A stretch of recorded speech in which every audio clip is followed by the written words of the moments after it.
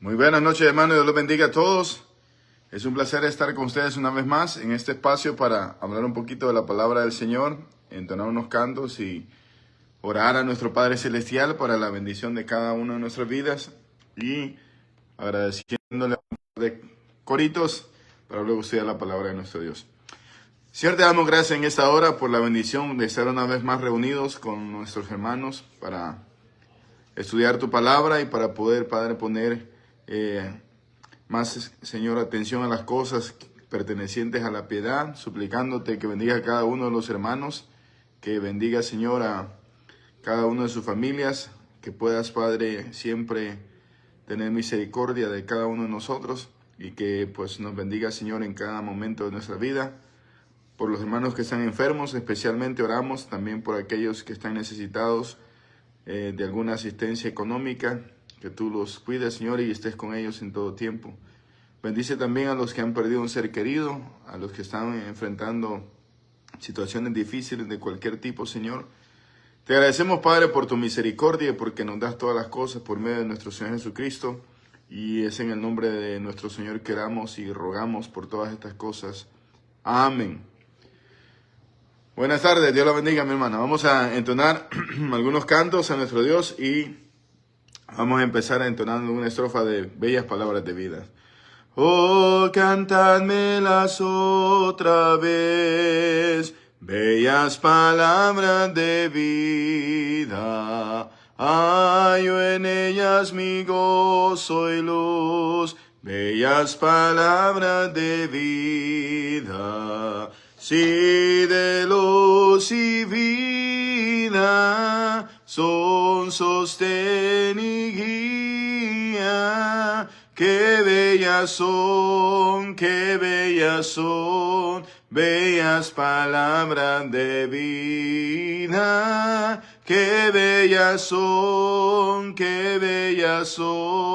bellas palabras de vida. Jesucristo a todos da bellas palabras de vida.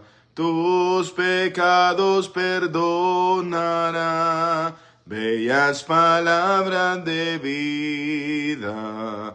Si de luz y vida son sostén y guía, qué bellas son, bellas palabras de vida. Qué bellas son, bellas palabras de vida. Amén. Seguimos también cantando a nuestro Dios y vamos a entonar. Hay momentos tan especiales. Y ojalá que este sea uno de esos momentos especiales en donde nos sentimos llenos de la gracia y la misericordia del Señor. Siempre está el Señor con nosotros.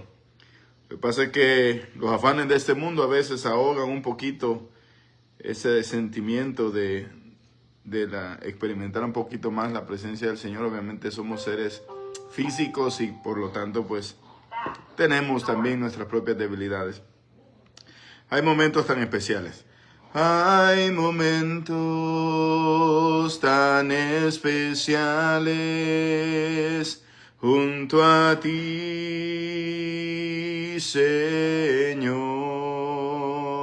Hay momentos tan especiales junto a ti, Señor,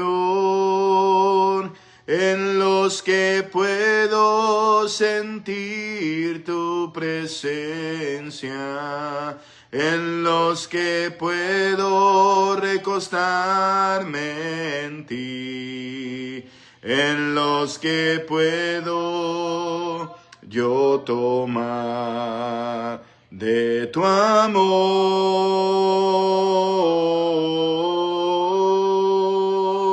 en los que puedo sentir tu presencia, en los que puedo recostarme en ti, en los que puedo yo tomar de tu amor.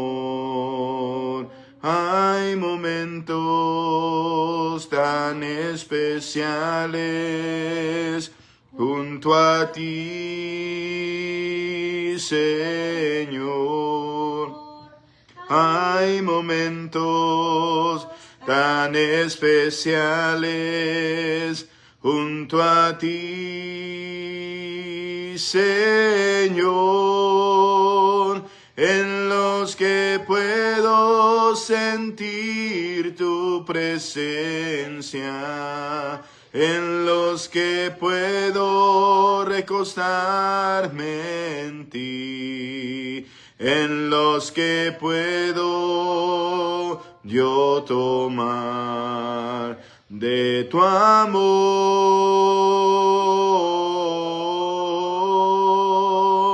en los que puedo sentir tu presencia, en los que puedo recostarme en ti, en los que puedo tomar de tu amor. Amén. Vamos a entonar un último corito, hermano. Y ese se llama El que no escatimó ni a su propio Hijo. Está basado en el texto de Romanos que el Señor nos entregó todo, ¿verdad? Prácticamente al darnos a su Hijo nos dio todo. Dice así: el que no escatimó ni a su propio Hijo, sino que lo entregó por todos nosotros, ¿cómo no nos dará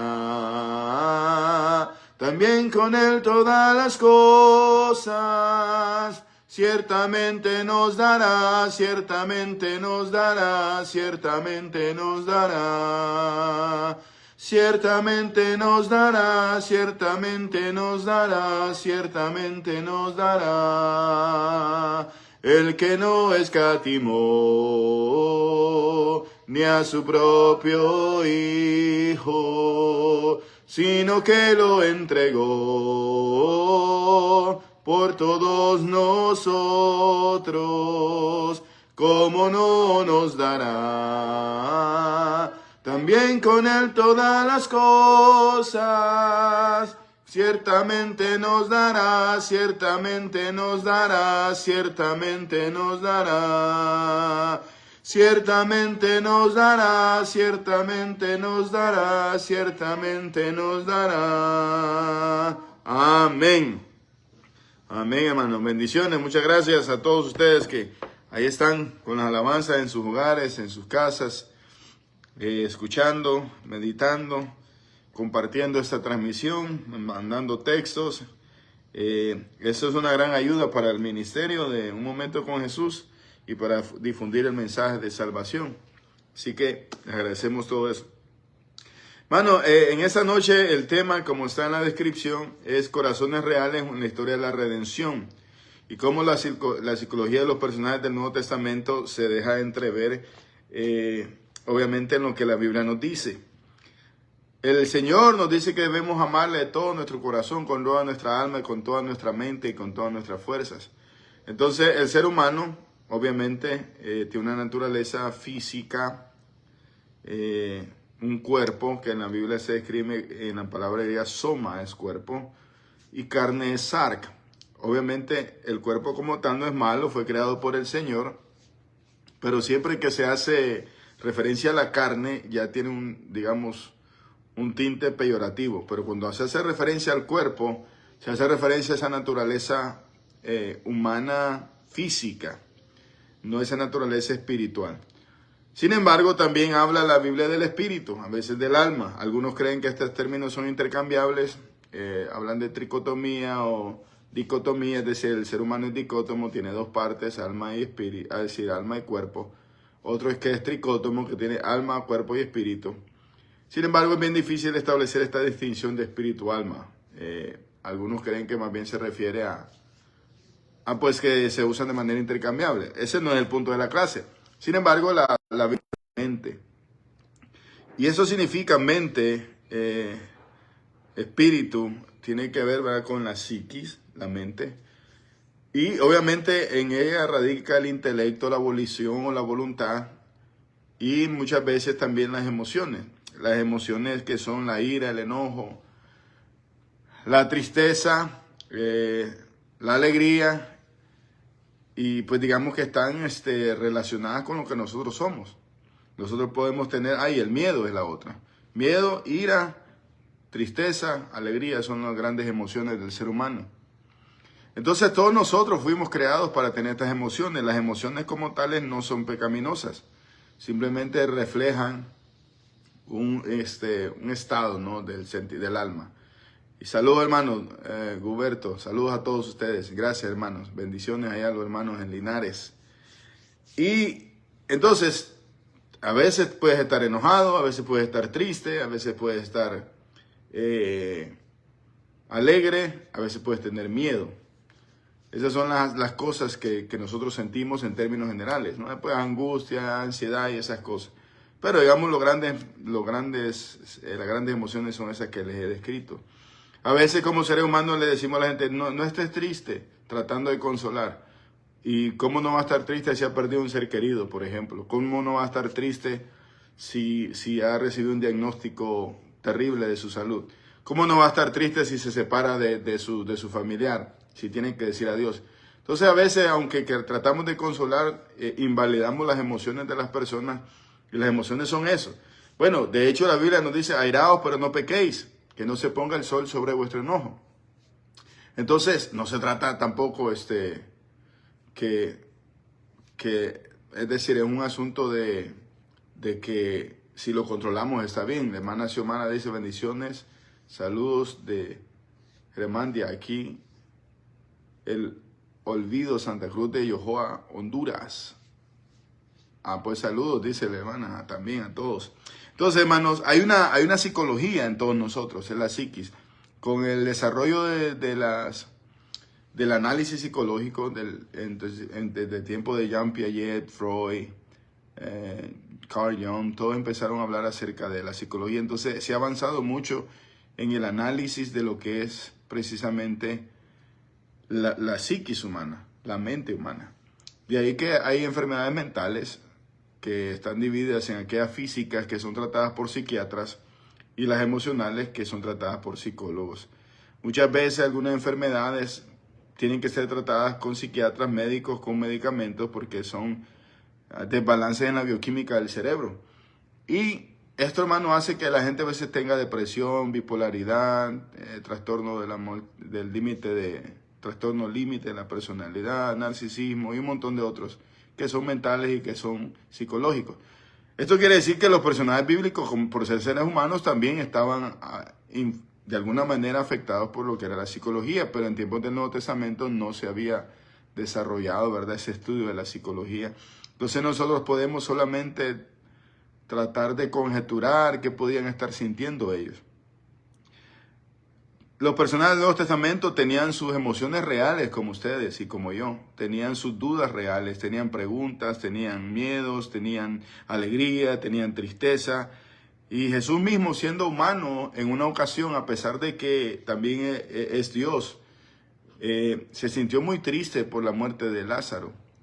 Y se sintió más triste cuando pudo empatizar con las personas que estaban sufriendo. Dice la Escritura en el verso más corto del Nuevo Testamento, no de la Biblia, del Nuevo Testamento, Jesús lloró, de alguna manera sintiendo la tragedia como la siente cualquier ser humano. ¿Por qué entonces estudiar el aspecto psicológico? Porque nos ayuda, hermanos, a entender cómo nosotros podemos tomar fortaleza cuando nosotros mismos en nuestras emociones o cuando algún hermano en sus emociones necesita la ayuda y el consuelo de parte de nosotros.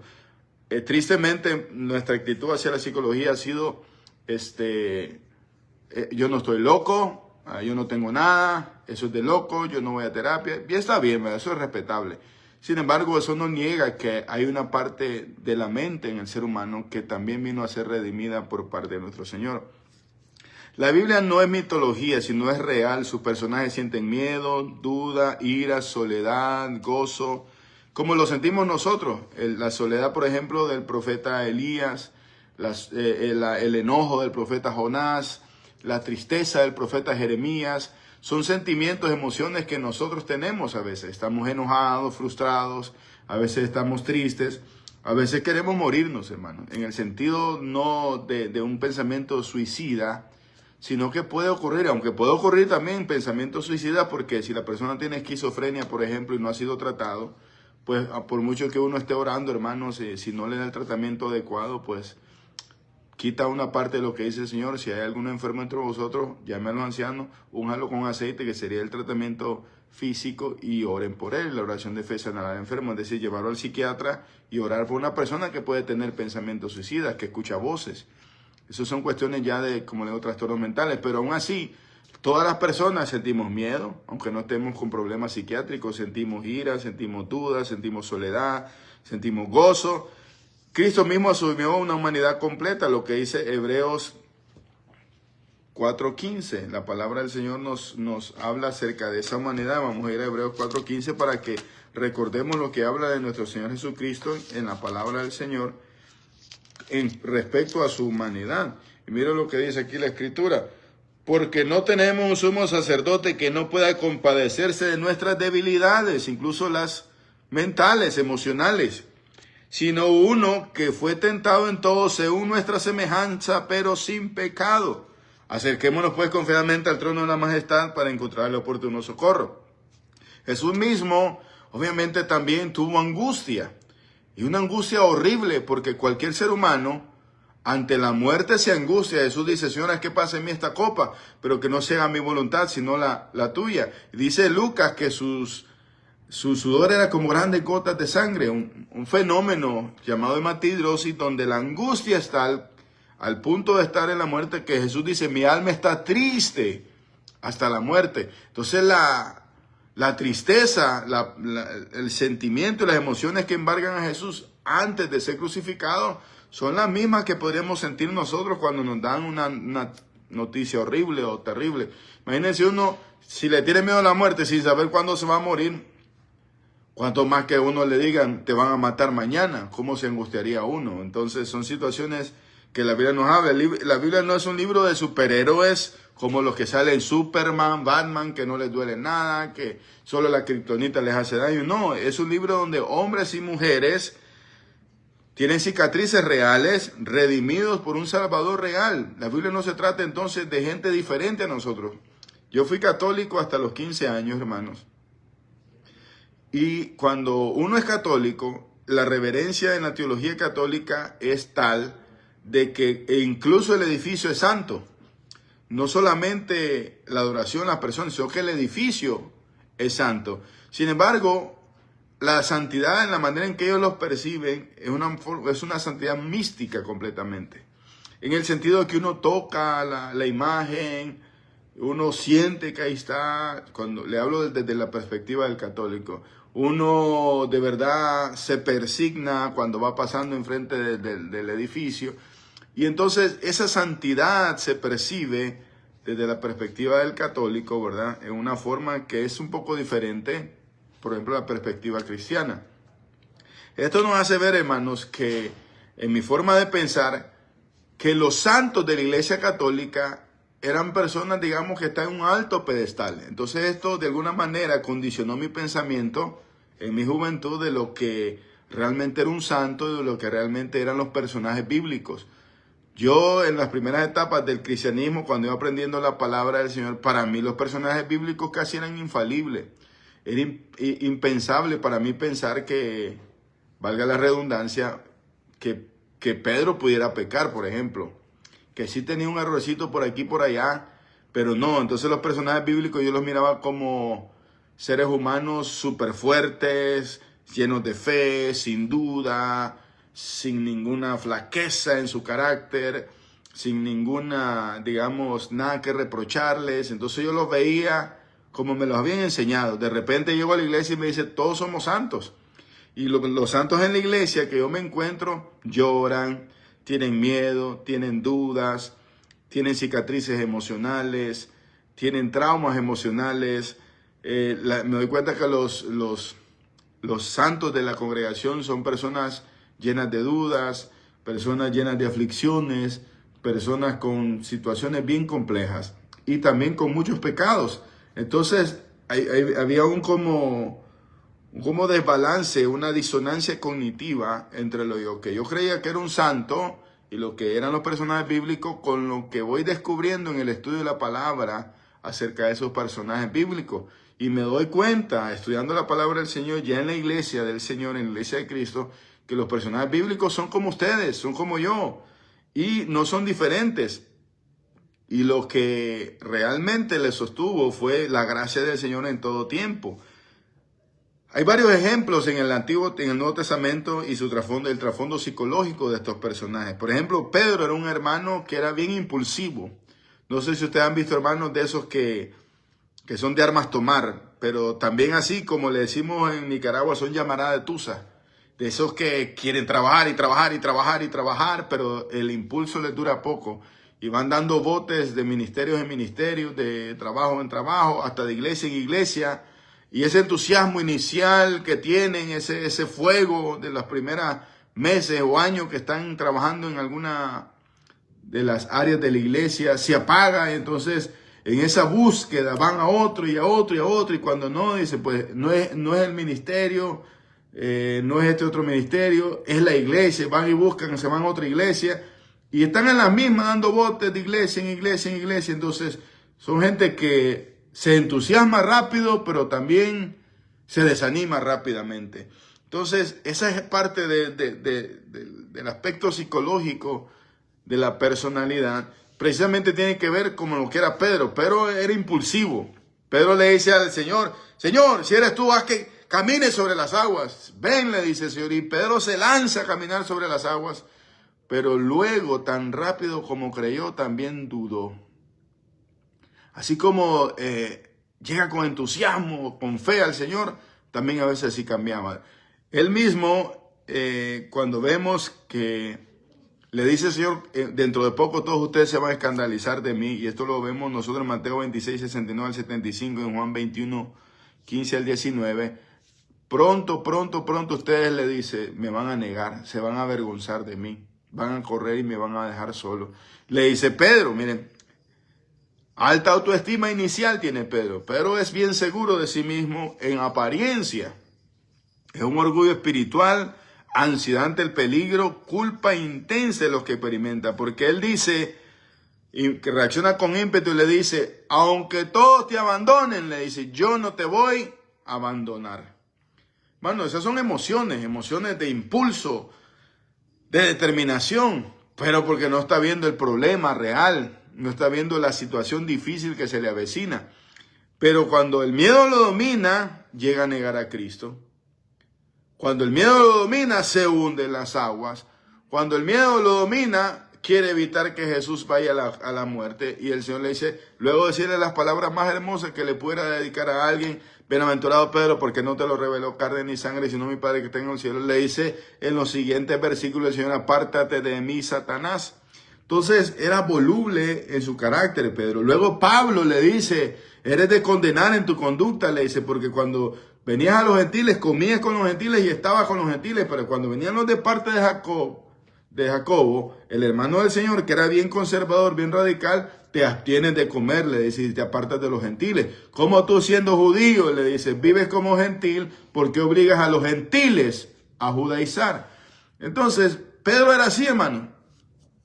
Y así hay personas en la iglesia, hay personas en el mundo que son así, que como decimos van del timbo al tambo, de una reacción en impulsividad, y van no solamente en la vida cristiana, sino en el matrimonio, en la familia, en la sociedad, de esos que agarran un trabajo, no se acomodan, van y se agarran otro trabajo, no se acomodan, agarran otro trabajo, no se acomodan, y luego quieren estar en la misma, en la vida cristiana. No, es que este hombre me salió mal, entonces me voy a divorciar y me caso con otro, y así van en la vida, hermanos, llenos de impulsividad, y nunca consiguen nada verdaderamente trascendente porque pues están en ese tipo de emociones. Y ese es el problema de cuando las emociones nos controlan.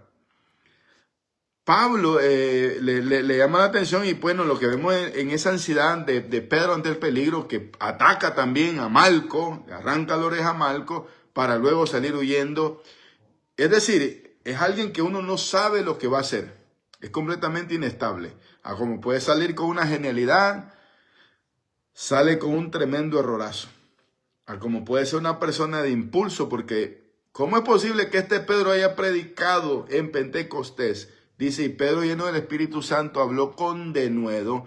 ¿Cómo este hombre, luego de hablar en el templo con Juan, que le dice, en ningún otro hay salvación, pues no hay otro nombre dado a los hombres que podamos ser salvos, sino Jesucristo? ¿Cómo es posible este hombre lleno de valentía y del Espíritu Santo luego pues se aparta de los hermanos bajo la amenaza de lo que pudiera decirle otro mortal como Jacobo? ¿Y qué me va a hacer Jacobo? ¿Acaso es mi papá o qué? Pero bueno, es la reacción de Pedro y de su carácter y de sus emociones. También es mientras que ataca a un hombre y defiende al Señor Jesús ante los soldados, luego niega al Señor con un criado, con una persona ahí, y luego con una mujer, con una muchacha criada de la casa. Quiere decir, hermanos, que en sus emociones Pedro a veces se dejaba dominar.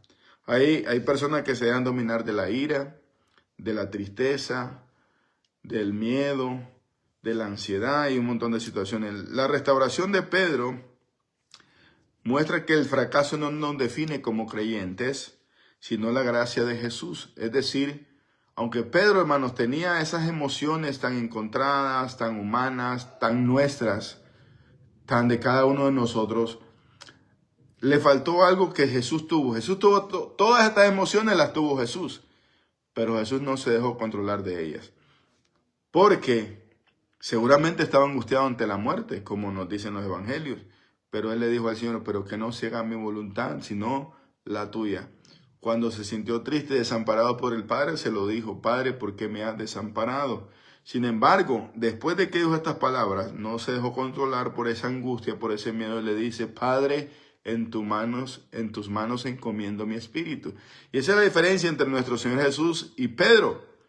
Y es el llamado que nosotros, aunque tengamos emociones descontroladas, Cristo vino a redimirnos, a aceptarnos, a amarnos y a darnos la gracia que nos permite que el fracaso no nos defina como seres humanos. Por ejemplo, en el segundo caso que tenemos, que sería el caso de Tomás, la duda como defensa. Hay personas que cuando usted le da una buena noticia, han sufrido tanto en la vida, tienen traumas en la vida, que no les gusta ilusionarse con las buenas noticias.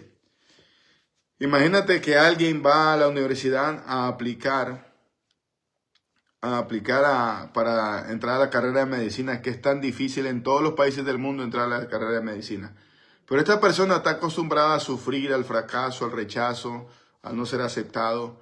Tal vez su tercer o cuarto intento, y a pesar de que se ha preparado bien y que todo apunta a que será aceptado esta vez, como una barrera de protección, como una coraza de protección, es el primero que dice, yo no creo que me acepten. Yo no creo quedar esta vez tampoco. Yo creo que no lo voy a pasar. ¿Por qué? Porque tiene miedo a creer que es posible y que es capaz de lograr algo. Imagínense la reacción de Tomás. Tomás es el que le dice a los discípulos, cuando Jesús le dice que enfiló su rostro, dice Juan, para ir a Jerusalén, sabía Jesús que no volvería vivo de Jerusalén en esta ocasión. Y los discípulos le dicen, allá en Jerusalén te quieren matar, no vayas a Jerusalén.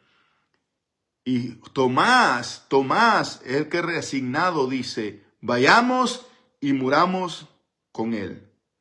Quiere decir que Tomás quería muchísimo al Señor Jesús. Que Tomás era una persona que estaba dispuesto a morir por el Señor Jesús. Pero luego de que todos se escandalizan, excepto Juan, yo creo que Tomás se sintió tan decepcionado de ver a Jesús crucificado, de que no es el Mesías que los iba a liberar del yugo romano a nivel político, porque su reino no era de este mundo, pero ellos no lo comprendían hasta entonces. Entonces Tomás es el de que se había ilusionado con la liberación política militar de Israel de manos de los romanos. En cambio Jesús les dice, si tu enemigo te quita la túnica, dale incluso la capa, o la capa, dale incluso la túnica, o el abrigo, dale la túnica. Si te obliga a cargar una milla, un peso, pues llévala 2, que este sería el caso de los romanos, los soldados que cuando llegaban a una población tenían por derecho, por ley romana, que cualquier ciudadano de esa nación estaba obligado a cargarle su equipaje militar por 1 milla. Jesús le dice, si te piden 1 milla, dale 2. ¿Cómo vamos a someternos a estos opresores? Entonces Tomás queda decepcionado, triste, y es de los que dicen, hasta no ver, no creer. No era mera incredulidad, sino una reacción de protección emocional. No me quiero ilusionar. No quiero pensar de que algo tan formidable es posible. No quiero pensar de que algo tan especial ocurra. Entonces él prefiere no creer. Y así hay personas, hermano. Así hay personas que no hablan de sus planes porque dicen que no quieren que nadie se los estropee, o no quieren que si no se da, pues la gente no se burle de ellos. Y estos son profundos miedos que llevamos en el corazón. Es la psiquis más profunda de la angustia. Yo mejor no voy a hablar de que quiero comprar una casa, porque si no se da, entonces mejor que la gente no se burle de mí. Quiero comprar un carro, pero no sé si pueda. Y si no se da, entonces mejor no me ilusiono. Y así sucesivamente. Quiero ese empleo tan bueno que me va a ayudar a salir adelante, pero no me quiero ilusionar porque si no se da. Y esto es lo que está ocurriendo con Tomás. Tomás no quiere una desilusión, una mente racional que pide evidencia, y Dios no desprecia las preguntas sinceras, hermano. Uno piensa que Dios estaba enojadísimo con Tomás por no creer, por mostrar incredulidad, pero ¿qué está viendo Jesús más allá de lo obvio, de lo que está escrito? ¿Qué veía Jesús en su corazón realmente? Nunca lo podremos saber hasta que se lo preguntemos a Jesús, pero podríamos de alguna manera conjeturar de que la respuesta amorosa de Jesús, que invita al análisis de Tomás, no les está reprochando a Tomás, sino le dice, le muestra la evidencia, y una vez que le muestra la evidencia, le dice, ¿sabes qué? Hubiera sido mejor que creyera sin te mostrara la evidencia, porque eso es la fe. Sin embargo, la fe puede creer incluso sobre la duda honesta. Y cuando hablo de duda honesta, no se habla del carácter de Dios, ni se habla de la palabra de Dios. Estoy hablando de que si algo bueno puede ocurrirme a mí, si algo bueno puede ocurrirle a mis hijos, o si algo extraordinario puede ocurrirle a mi hijo, o a mi familia, o a mi congregación. Entonces, ¿qué hacemos muchas veces para no desilusionarnos, que no nos duela? Somos como Tomás. Prefiero no creer hasta que lo vea. Y eso, hermano, no es fe. Eso es incredulidad, una coraza que nos protege del miedo profundo a no obtener algo que realmente anhelamos. En el tercer ejemplo, hermano, quiero hablarle de Pablo, el celo agresivo a un celo transformado. Mire, hermano, usted ahora va a conocer personas que son súper celosas. Y Dios se describe como un Dios fuerte y celoso.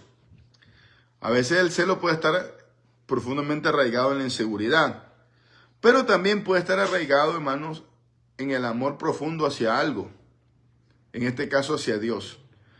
Pablo, en Filipenses, en Hechos, nos dice que en su descripción como personaje, dice que él es fariseo, en cuanto a la secta más rigurosa de su nación, hebreo de hebreos, de la tribu de Benjamín, y dice en cuanto al celo, perseguidor de la iglesia. Es decir, ¿y por qué tenía un celo? Dice, tenía un celo sin conocimiento, sin ciencia.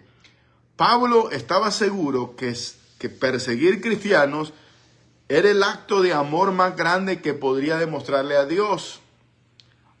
Hay personas que en su celo quieren demostrar una devoción hacia la otra persona y no se dan cuenta que el celo debe ser bien encaminado, debe ser bien encauzado. Y no solamente un celo de pareja, sino un celo doctrinal, un celo hacia Dios, un celo hacia el cuidado de la iglesia. Eso es importante y es relevante, pero debe estar bien conducido. Un celo a la tradición, por ejemplo. Hay hermanos que tienen un celo a la tradición tremendo y no nos vaya a pasar de que, como le dijo el Señor, ustedes con sus tradiciones invalidan la ley de Dios. ¿Y qué me refiero con tradición? La famosa frase es que aquí siempre lo hemos hecho así. Hermano, ¿y por qué se reúnen a las 11? porque así siempre nos hemos reunido a las 11. Y no sería mejor a las 10 porque ya no nos tome el calor. No, ¿por qué? Porque aquí siempre nos hemos reunido a las 11. Ok. Y bueno, hermano, ¿y qué día nos reunimos? Pues los martes y los jueves. Y si nos reunimos los miércoles, no, porque así siempre lo hemos hecho acá. Entonces, eso es un celo por la tradición no bíblica, sino por las tradiciones o costumbres propias de cada congregación. Hay hermanos que tienen celo incluso de los horarios. Hay hermanos que tienen celos de los días. Exceptuando el domingo, cualquier otro día uno puede reunirse. Y cualquier otro horario, el horario no está definido en la palabra de Dios. Uno puede reunirse a las 5, a las 6, a las 7, a las 8, a las 9, a las 10, a las horas que quiera adorar al Señor en domingo y en cualquier otro día. Sin embargo, puede haber un celo también por la tradición, por la congregación. O puede haber un celo también por las posiciones en la congregación. Por ejemplo, llega alguien nuevo y es trabajador, se le ve madera, es una persona que se involucra, que es generoso, que es dadivoso, pero tiene 2, 3 años en la iglesia. Los que tienen 20 años, hermano, están celosos. ¿Quién sabe que este va a enseñar falsa doctrina? Este yo le veo mal divisionista. Y empiezan ellos con su celo, hermanos, mal dirigido a frenar la obra del Señor o intentar, porque ¿quién puede parar la obra del Señor? Entonces, ese era Pablo, hermano. Y así hay hermanos ahora. Hermanos que no hay otros que puedan, solo ellos.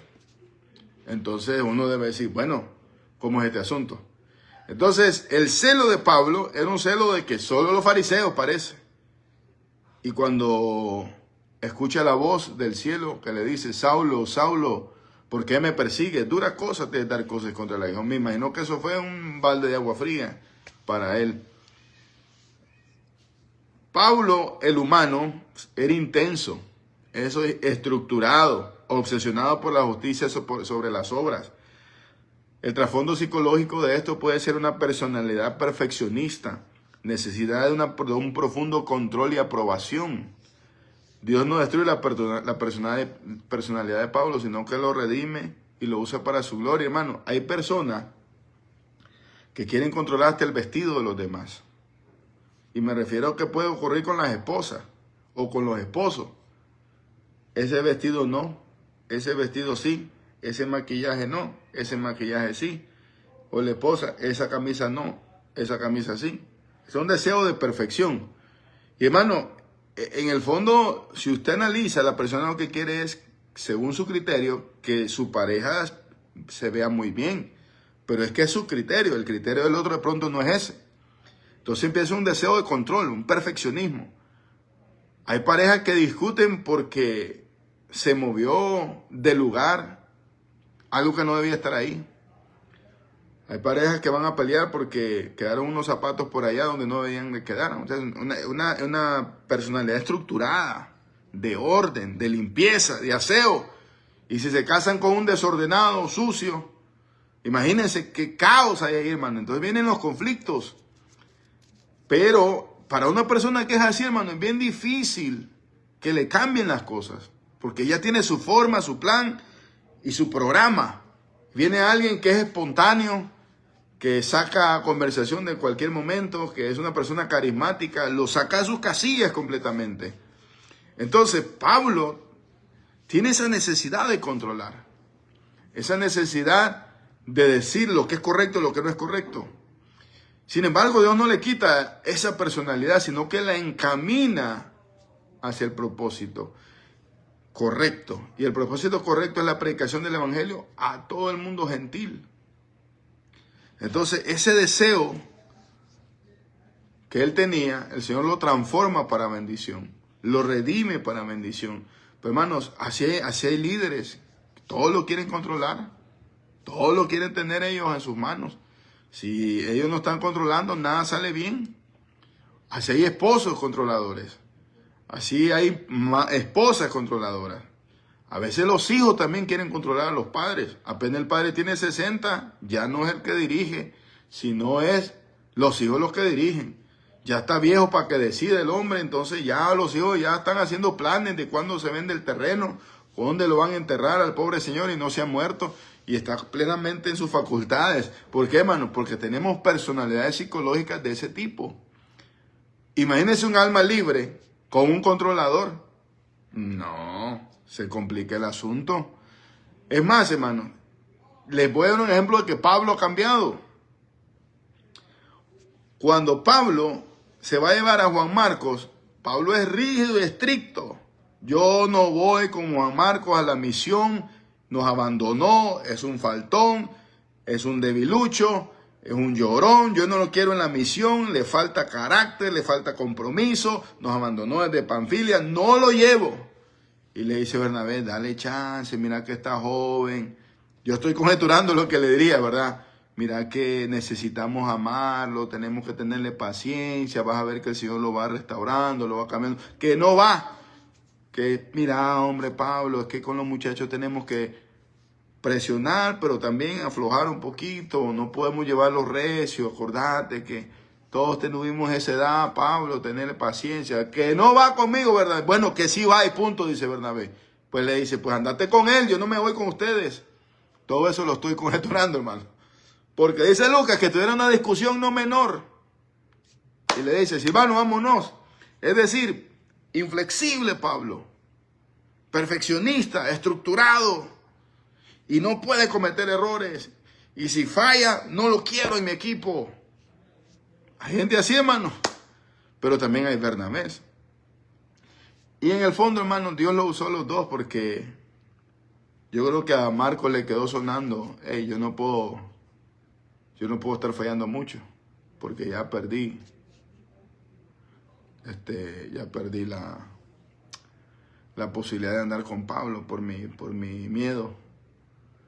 Pues entonces le dice Bernabé, no, vas a tener paciencia. Al final Pablo reconoce que Marcos ha madurado. Le dice, envíame a Juan Marcos, que me es útil para la obra del Evangelio. ¿Y por qué luego les digo que ha cambiado? Porque esa vez fue inflexible. Y luego, cuando él quiere enviar a Apolos a los hermanos en Corinto, él ya no se impone. Él ya no está así peleando, él ya no está firme, sino que le ruega a Apolos. Apolo, anda a visitar a los hermanos en Corinto que tienen problemas, tienen divisiones, están en conflicto, tienen problemas de inmoralidad sexual. Anda, haceme esa caridad. Apolo dice, no puedo, Pablo. No, y empezaron, yo todo esto lo pongo en conjetura porque es lo que me imagino, pero la Biblia lo único que dice es que, dice, le rogué, le insistí a Apolo para que fuera y de ninguna manera accedió. Que cuando tenga oportunidad más adelante, los va a ir a visitar. Entonces Pablo, teniendo autoridad apostólica, no se impone, no amenaza, no rechaza, acepta que el otro individuo tiene una decisión, tiene una volición, tiene un criterio y tiene una vida también. Y que tiene un poder libre de decidir en el Señor qué hacer con su vida y con su ministerio, siempre que sea para la obra del Señor. Pablo no se impone más, hermano. Entonces el Señor lo va moldeando poco a poco, lo va moldeando para que tenga ese amor, esa flexibilidad, pero también la firmeza necesaria. Entonces, en la iglesia, hermano, a veces llegamos así, como un poco chúcaros, decimos en mi pueblo, un poco salvajes.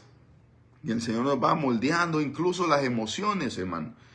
Porque a veces disfrazamos la sinceridad con brutalidad. Y cuando digo eso, hermano, es que yo soy sincero, hermano. Y yo le digo a cada quien las cosas en su cara. Pero no hay necesidad de ser grosero a veces. Aunque sea verdad, hermano. ¿Qué es para mí la sinceridad? La sinceridad es no decir nunca lo contrario de lo que pienso. Esa es la sinceridad. La sinceridad es no decir nunca lo contrario de lo que pienso. Pero no tengo que decir todo lo que pienso, hermano. Porque a veces lo que uno piensa puede herir a los demás. Y yo no soy Dios. Yo no tengo la razón en todo. Entonces, porque yo estoy pensando esto y quiero ser sincero, voy a atropellar a mi hermano y lo voy a machacar y lo voy a aplastar. No es necesario. No es necesario. Ahora, si alguien me dice, hermano, ¿cómo me queda esta corbata? Y la veo torcida y veo que no combina. Yo le preguntaría, ¿pero te importa mi opinión, hermano? Sí. ¿Quieres que sea sincero contigo? Sí. Pienso que te quedaría mejor otra combinación. Pienso que no deberías usar una corbata estampada con una camisa estampada. Tienes que usar una camisa de un solo tono con una corbata estampada. Yo se lo diría así, siendo sincero de lo que pienso. sin necesidad de herir a mi hermano. Entonces Dios nos va moldeando, hermano, nos va cambiando incluso esa explosividad, ese perfeccionismo, porque al final tenemos que reconocer que el único perfecto es Dios. Pero hermano, para el que es así, de esa mente, es bien difícil salirse de su esquema. Y por otro lado, uno debe tenerles paciencia. Bernabé le tuvo paciencia a Pablo. Pablo es un tipo estructurado, esquemático, metódico. Y él no le gusta salirse de su casilla. No le gusta salirse de su plan de trabajo. Se estresa cuando lo sacas de su plan. Hay hermanos así, vamos a la playa. Vamos a hacer esto, vamos a hacer lo otro. Y si usted falla en una de las actividades, ya se sienten terribles.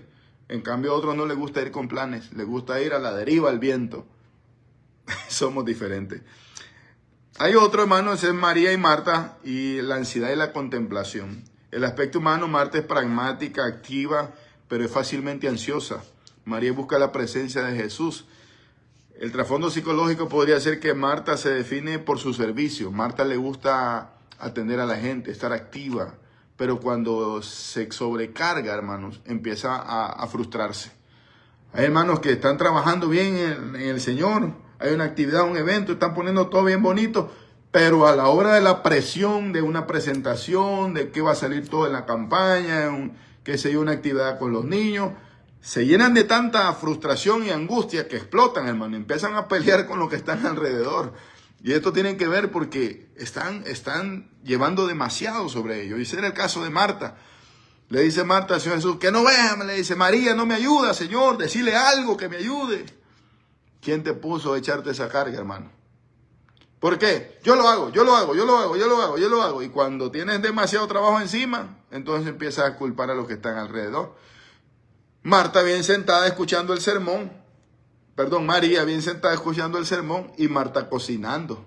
Y cuando Marta ve que llega la hora casi de la comida y que le hacen falta algunas cosas y que está sirviendo, su hermana bien sentada escuchando la palabra del Señor. No habrán casos también así en la iglesia, que hermanas que están trabajando en algún servicio se enojen porque otras están escuchando tranquilamente la palabra del Señor. Entonces aquí vemos que el trabajo a veces sobrecarga, nos crea una ansiedad, un miedo, y eso pues definía el caso de Marta. En el caso de María estaba definido por la comunión. Dios nos llama a servir, pero sin perder la paz. ¿Y cuántas veces hasta pelean los hermanos cuando están sirviendo? ¿Y por qué están peleando? Pues precisamente porque se llenan de estrés, de frustración y de ansiedad de que cómo van a salir las cosas, que cómo va a quedar todo. Yo siempre le digo a los hermanos, a las hermanas, no drama, tranquilos, somos familia, todo va a estar bien. Porque si somos familia, hermano, si algo no queda como pensamos, no estamos ahí para destruirnos ni para criticarnos, sino para aprender. La otra vez lo planificamos mejor, la otra vez lo intentamos mejor. Pero ese sentimiento en mi caso es, tranquilos hermanos, no se preocupen. Lo que hagamos para la gloria del Señor. Quede como quede. No estoy diciendo que no debemos buscar la excelencia, pero como somos humanos, el error va a estar siempre ahí. Y ya para ir terminando, la Biblia, hermanos, quiero que tengamos en cuenta estos principios teológicos y prácticos. La Biblia muestra emociones humanas sin maquillarlas. Hay miedo, dolor, enojo, ira en muchos de los personajes bíblicos. Dios conoce nuestra psicología mejor que nosotros. El Salmo 139 dice que Él nos conoce desde el vientre, Él nos hizo. Jesús trata a cada discípulo según su necesidad emocional. Si tenían miedo, pues les afirmaba. Si tenían angustia, también los consolaba. Si tenían tristeza, pues estaba ahí para animarlos. Si tenían entusiasmo, los redirigía. Si tenían celos, lo encaminaba. Y si se estaban frustradas o llenas de frustración, pues también los consolaba. Marta, Marta, afanada y turbada, estás en muchas tareas. Y así a veces hay que decirle a las hermanas, tranquila hermana, no tome más de lo que puede, no se angustie. No se trata de que usted va a tener una super presentación o que todo le salga súper bien, porque como humanos vamos a fallar.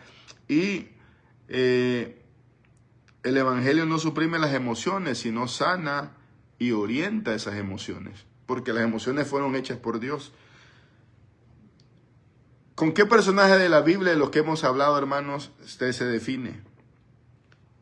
con qué personaje como Pablo de pronto usted es impulsivo, de pronto usted es trabajador, así como Marta, usted hermana tal vez como Marta, o a usted le gusta más estar escuchando como María, usted más relacional. Hay hermanas que les gusta servir, por ejemplo, alimentos, visitar a los enfermos, pero otras hermanas que les gusta platicar, y eso es ser relacional como María. Es diferente y está bien. El evangelio no cambia tu humanidad, sino la redime igual que la mía. No apaga tu carácter, sino que lo llena de gracia. No borra tu psicología, la transforma para reflejar a Cristo en todo lo que hagamos. Decían los griegos, mente sana, cuerpo sano. Es necesario tener una mente sana, emociones sanas. Y sanar de los traumas de la niñez, de las heridas de la niñez, de las tristezas, de las crianzas que no fueron tan buenas, de tal vez padres demasiado estrictos, o padres violentos, o padres que tomaban, o padres separados, o un padre que golpeaba a una madre que golpeaba al padre. Todo eso impacta la psicología de nosotros. O un padre que nunca abrazaba, un padre que abrazaba, un padre que siempre estaba diciendo palabras de desaprobación y nunca de aprobación. Termino con una reflexión que me encontré hace un tiempo en la película del Gladiador, en la primera parte. Y hablando de los padres, y decía, cuando Marco Aurelio le dice a Comodo que no va a heredar el reino, en la película, él se siente enojado, Comodo, y le dice, yo solo buscaba una palabra amable de tu parte. Un abrazo tuyo hubiera sido como un sol en mi corazón por 1000 años. Y esto tiene que ver que a veces uno crece, o hay personas que crecen sin padres que fueron muy cariñosos, digamos, no nos abrazaban, o no nos decían palabras bonitas. Y esas cosas, aunque no crean, hermanos, afectan la forma en que percibimos el mundo y las emociones de cada uno de nosotros. Y aún así, lo que Jesús vino a hacer es a sanarnos. David tenía sentimientos un poco complejos con sus papás, porque sus papás no le invitaron al banquete del ungimiento. Él estaba haciendo un trabajo del criado. Sus hermanos mayores no cuidaban las ovejas. Él, siendo el menor, el menos experimentado, el menos fuerte, el que le tocaba hacer el trabajo más pesado. Pasaba noches en el campo durmiendo con las ovejas. Pero todo eso era un entrenamiento de Dios. Ahí encontró él la manera de escribir salmos, el más hermoso, uno de los más hermosos, el 23, que habla del pastor, porque él fue pastor de ovejas. Y ahí aprendió a luchar con lobos, con osos, y con leones. Pero él escribió algo que de alguna manera refleja su tristeza, o su miedo, o su angustia. Porque él dijo, aunque mi padre y mi madre me dejaren, con todo y eso Jehová me recogerá. Entonces él sentía que de pronto no era el favorito de sus padres. Y aún así Dios lo hizo rey. Entonces David también no fue un buen papá. No fue un papá cariñoso, no fue un papá que disciplinara. Él se fue al extremo, dejaba que los hijos hicieran lo que quieran, Absalón, Amnón. Y no decía nada, precisamente porque su psiquis había sido impactada por la crianza de alguna manera de sus padres. Espero que estas palabras les ayuden, hermanos, y que el Señor sane nuestras emociones y nos ayude a encauzarlas hacia lo correcto, hacia lo que es bueno, lo que es amable, lo que es preferible. Vamos a dar gracias en esta hora y vamos pronto a la próxima lección. Señor, te damos gracias por esta noche, porque nos sana, Señor, en la mente, el alma, el cuerpo, las emociones, todo nos ha sanado, Señor, por medio de tu Hijo Jesús. Bendice a cada hermano, bendice, Señor, a cada una de sus familias, y que tu Santo Espíritu nos llene de fortaleza. Todo esto te lo pedimos, Padre, y te damos gracias en el nombre de Jesús. Amén. Hasta luego, hermanos. Bendiciones.